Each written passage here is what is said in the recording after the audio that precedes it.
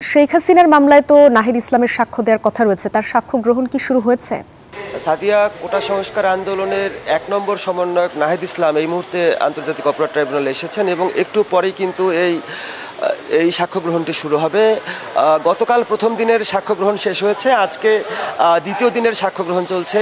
এই মুহূর্তে নাহিদ ইসলাম কিন্তু এই ট্রাইব্যুনালে এসে উপস্থিত হচ্ছেন এবং তিনি একটু পরে বিচারপতি গোলাম মুর্তুজা মজুমদারের নেতৃত্বাধীন যে ১ নম্বর আদালতটি সেখানে নাহিদ ইসলাম সাক্ষ্য দেবেন।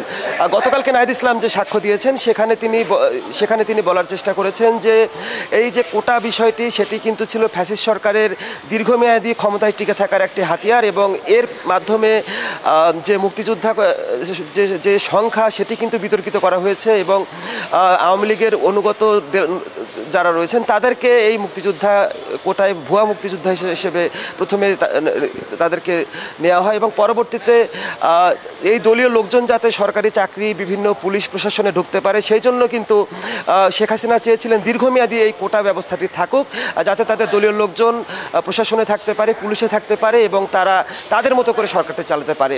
এর বিরোধিতা করেই আন্দোলনটি হয়েছিল এবং নাহিদ ইসলামরা ফ্যাসিস্ট সরকারের বিরুদ্ধে যে অবস্থান নিয়েছিলেন তার পরিবর্তিতে এই ফ্যাসিস্ট সরকারের পতন হয়।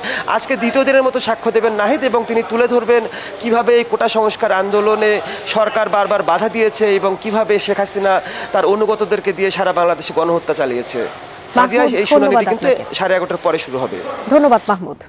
বান্ডেল থাকলে প্রতি সেনমানিতে টাকা বাঁচবে। বিকাশ সেনমানি বান্ডেল কিনে জিতুন প্রতি লেনদেনে।